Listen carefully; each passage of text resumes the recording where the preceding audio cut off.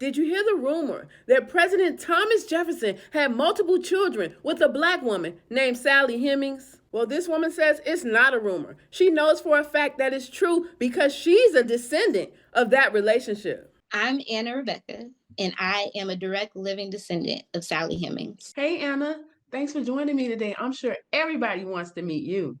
Thank you, Te-Erika. I appreciate you having me today. I am doing amazing. And yes, I am a living descendant of Sally Hemings and Thomas Jefferson. They are my 9th generation grandparents. How did you discover that you were a part of this scandalous part of history? Well, actually, it's a legacy of my family, and I grew up knowing this my whole life. But it wasn't until my mom's mother passed away and they received her will that I learned that I had inherited the role of family historian. And it came with this book here that I have called the Woodson Family Source Book. What's in the book? What's in the book is my family history all the way from when Sally Hemings came here on the ship with her mother and father. And then she came into possession of Thomas Jefferson, had his children, all the way up to today. So it's census records, photographs, our greatest accomplishments, burial, baptismal, wedding certificates. All of that stuff is in this book, even written oral history from some of our oldest living relatives. Are you really saying that you know for sure that you're a descendant of the President Thomas Jefferson and Sally Hemings, a woman he enslaved? I can say without a doubt, 100%. If you go on ancestry.com and you type in Anna Rebecca Lankford, I've come up on the family tree. Which one of Sally's children are you a descendant of? I am a direct descendant through Thomas Woodson, which would have been their oldest child. You know, Anna, a lot of people doubt that this relationship even happened, and those who don't doubt say that it was wrong. What does your family think about the perception of the legacy that you're living right now?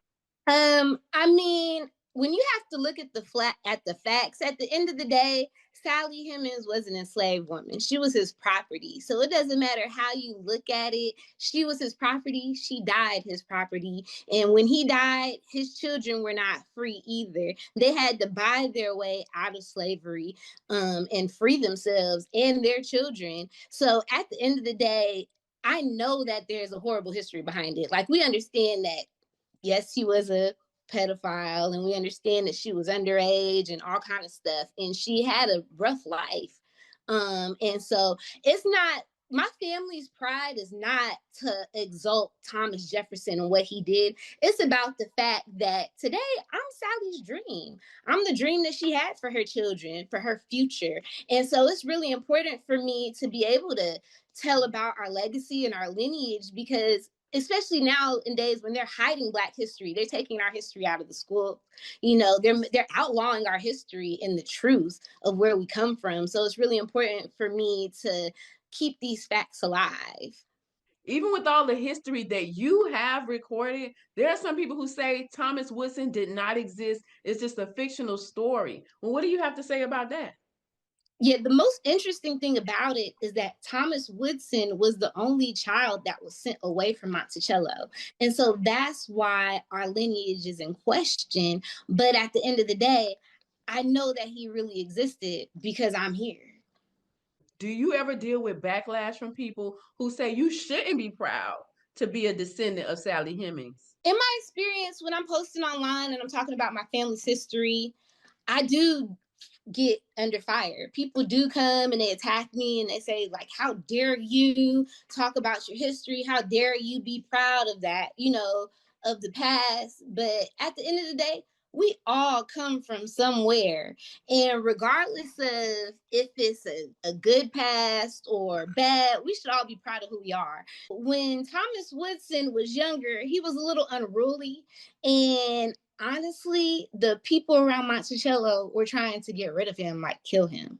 And so they sent him off to live on a neighboring farm nearby, which was actually the cousin to Thomas Jefferson's wife. But when he went on this farm, he still went there as an enslaved person, and he was raised with the Woodson slaves.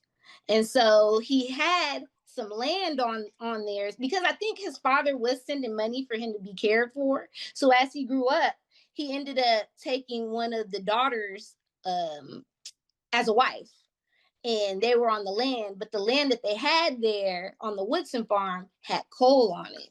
And so he was able to sell that coal to this company called the Jackson Coal and Iron Company. And he sold the parcels for $1,600, like 80 acres of land. And they used that money to buy their freedom. And then they moved to Ohio and became the first free coloreds on the state census in Ohio. So they sent your ancestor, Thomas Woodson, away from the plantation to be raised by himself. Then he ended up buying his own freedom and moving to another state to start a legacy as a free Black person. It's looking like that may not have been such a bad thing for him not to be raised with the others. It's just really interesting, just to know the lengths at which they'd gone through so that we could be here today, you know. And then, like, even half of their children, they live passing as white people. And so if you look at these photos that I'm going to send you of their grandchildren, so the thing that gets me is, like, so when Sally came here, her father came from Wales. He was a white man. He was a ship captain. Her mother was a ship wench, but she was half white and half African. So Sally was actually just a quarter African. So she looked more like me. But when you look at images of her in history, they always draw her very dark skin and stuff like that. But when you actually look at these photos of their grandchildren, they look like white people. Some of them have Negroid features, but for the most part, half of them passed off as white people and lived their lives white, you know, and then the other half lived their lives as Black people. Well, thank you, Anna, for giving us proof that living history actually exists. What do you think about this living history lesson? Leave a comment to let me know. I'm Te-Erika with the T. Follow for more.